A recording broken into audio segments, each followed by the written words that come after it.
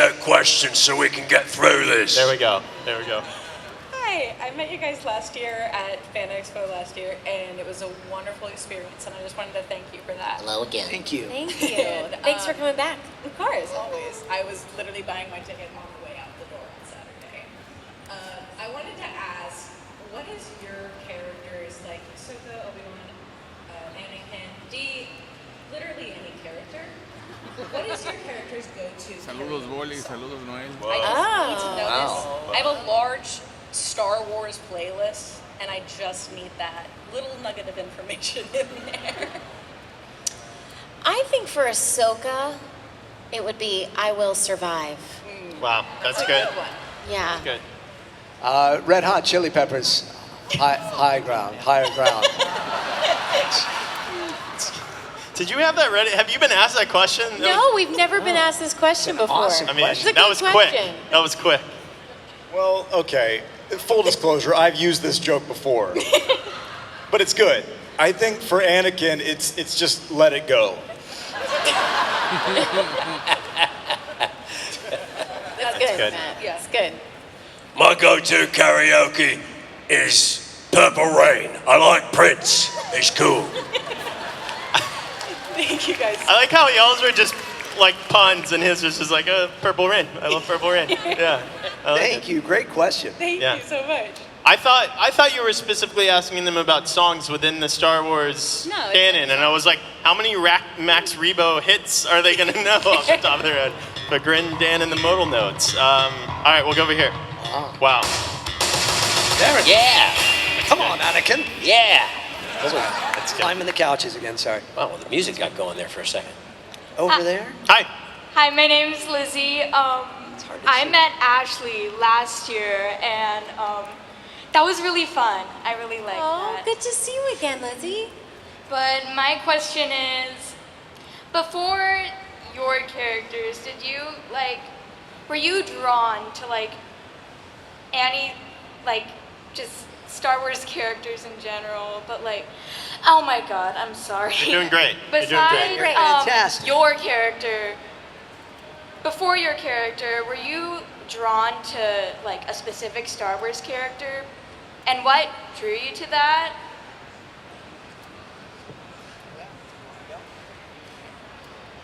Okay. D?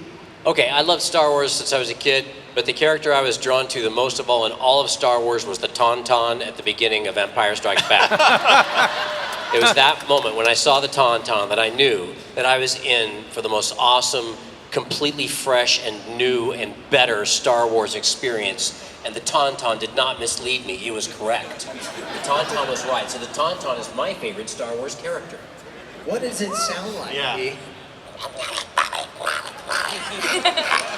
I was gonna say, we're very used to having people be in Tauntauns, but you have a little Tauntaun in you. We've all got a little Tauntaun in We all us. got a You just little- gotta let it out. Smelled bad on the outside. All right, right over here. There.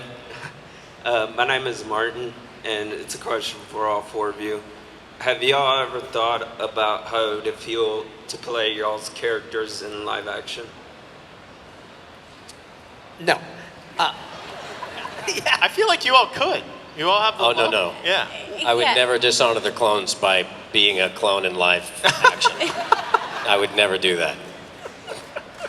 That would no. I mean, I think Hayden's got No. that job down pat. I'd be like a Bad Batch clone that was like Clunker the clone. That it's, he hangs out with 99, and it's like, he doesn't see any action. He's a nice guy, kind of funny, but we don't let him out on the battlefield.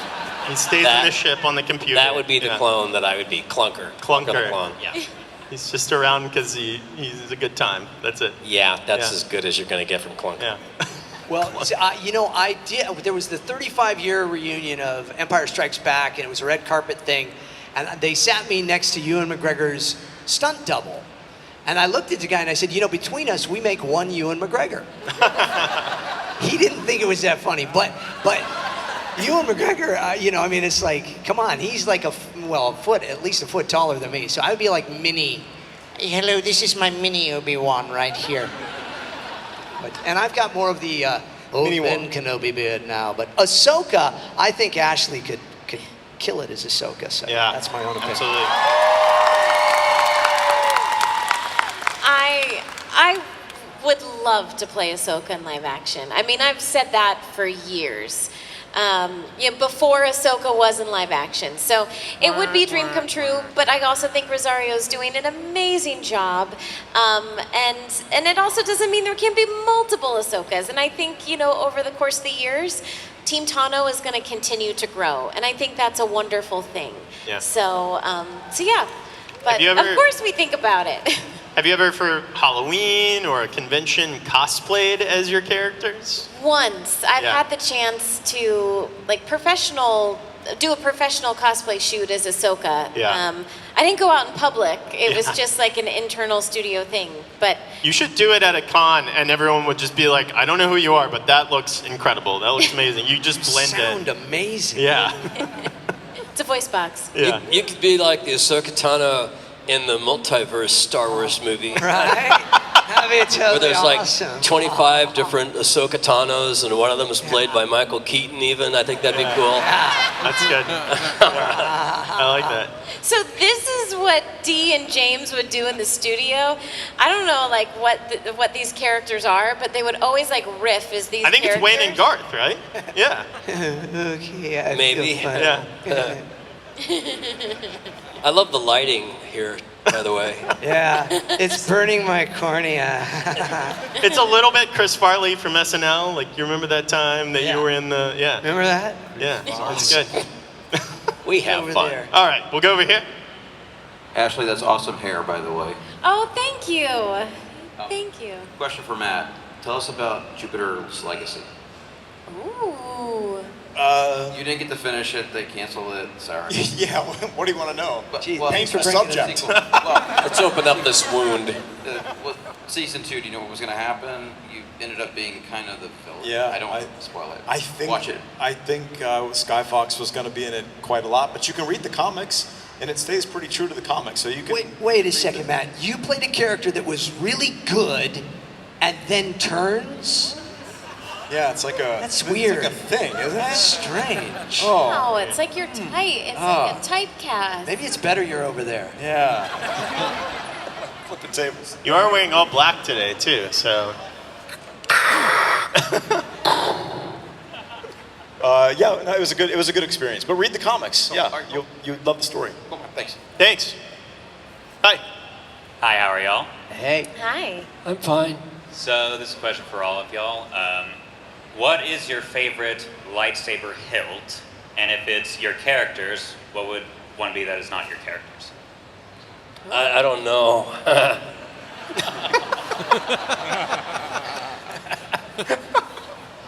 I mean, I think Kylo Ren is pretty cool just because Yeah. it's so different. But maybe with like a purple saber, I think that would be kind of cool. Purple Kylo. Ashley, what about you? I like Ahsoka's Clone Wars hilts, but I would have white blades if I could pick. But if it's not Ahsoka's sabers, I'd probably pick Ventress's lightsaber. Yeah, I like Obi-Wan's, even though it is the most uncomfortable lightsaber hilt to hold. Everybody's shaking their head. It's like, you could never fight with that thing. No. It's like a piece of a grenade, and then the switch is just like, Anakin, it's, oh, ow, ow, I can't, just take it. I mean, Anakin's is even more impractical. Yeah. The thing is Yeah. just like a big brick.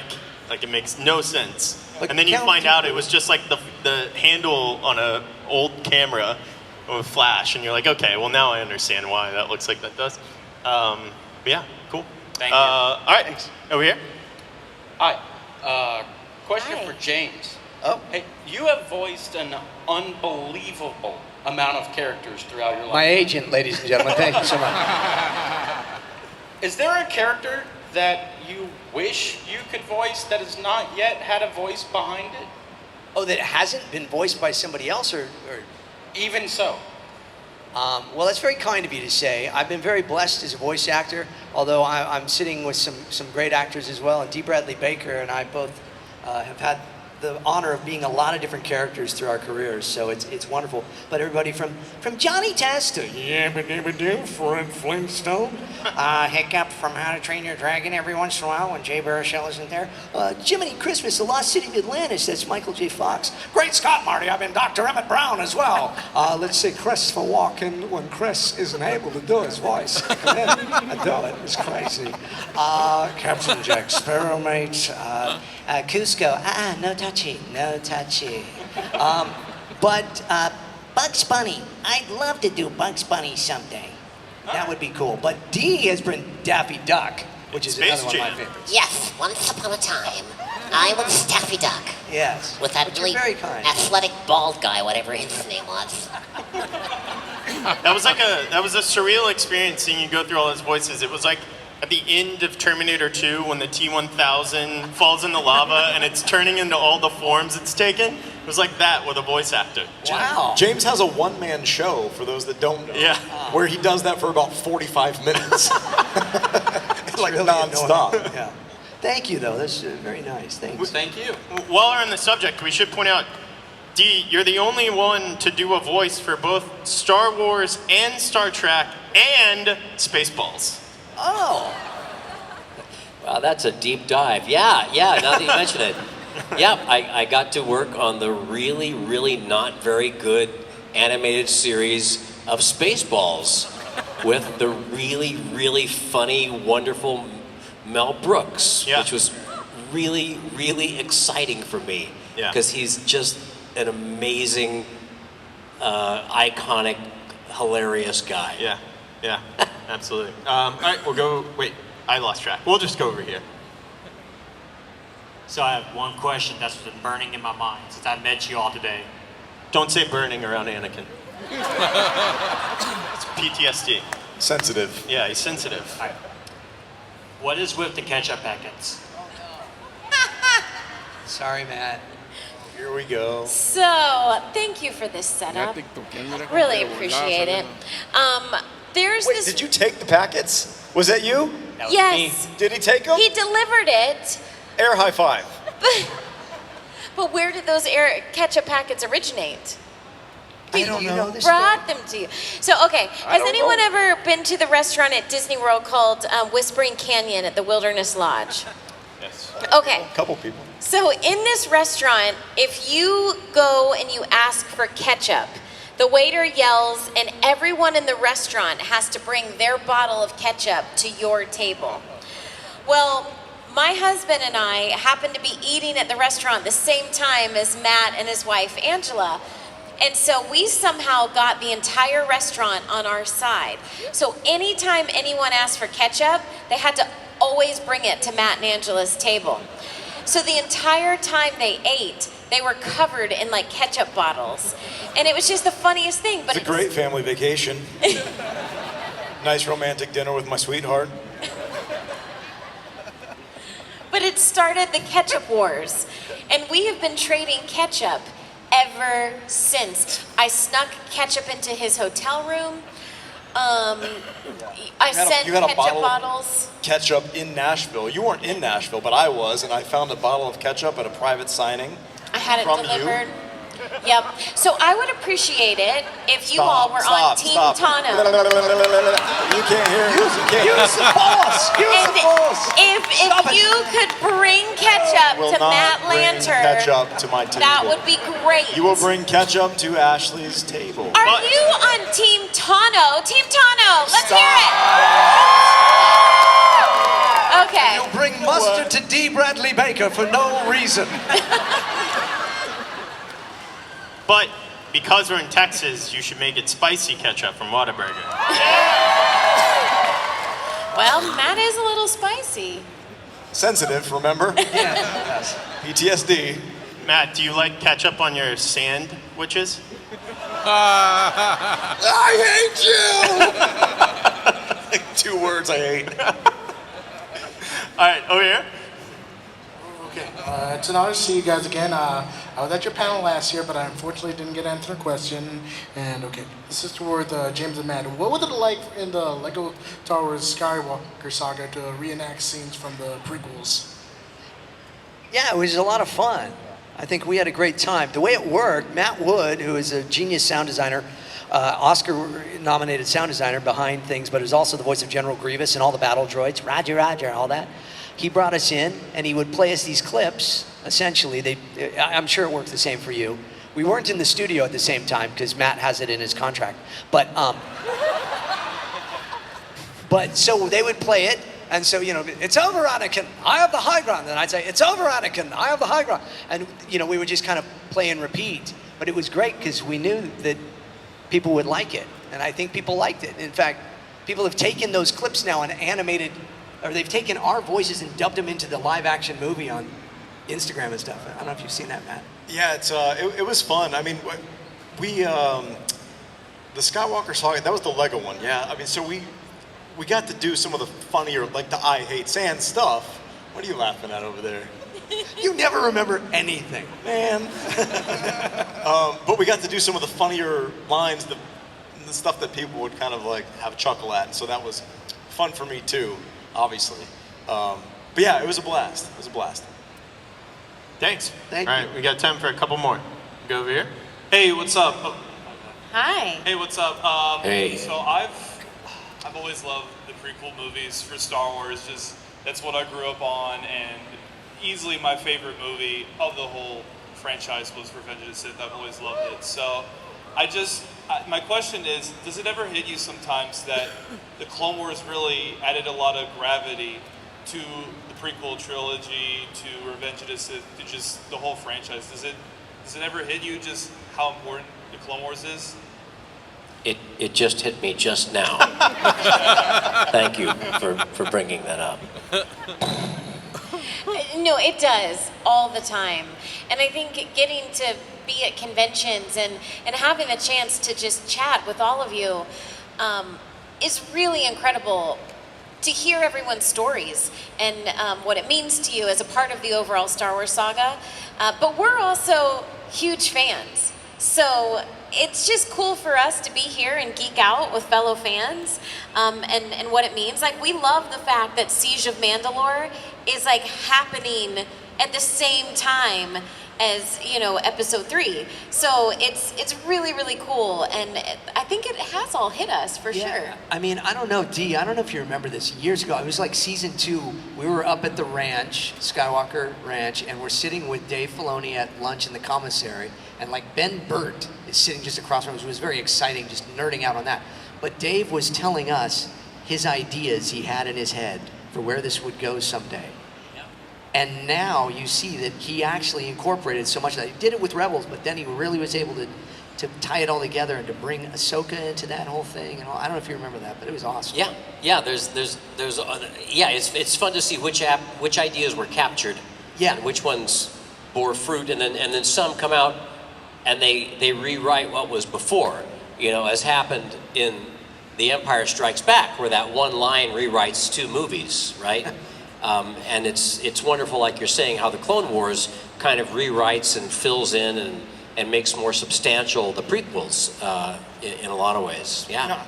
I certainly watched Revenge of the Sith through different eyes, for sure, knowing what we saw Anakin go through in the Clone Wars and knowing the relationships that he had. And I think for Anakin specifically, the Clone Wars really gave the character a lot more complexity. There wasn't a whole lot of time in the movies. He kind of just went from bratty teenager to most iconic villain of all time. And Dave and George in the Clone Wars gave that character more time to breathe. And we'd always heard that he was a hero, but we didn't really get to see it on film. And that he was this great pilot and great warrior. And I think that the Clone Wars gave that character the opportunity to for people to care about him more, because he's a hero and you root for him. And then when he falls, I think it's so much more tragic. Yeah. And it hurts so much more, at least for me. Yeah. Yep. Absolutely. Yeah. Thank you so much. That felt like a lovely note to wrap up on. It's a great question. We have one more fun bit, kind of right to what we've been talking about, the theme of this conversation, in that, we've had the movies, but then now we get to really live in this world, and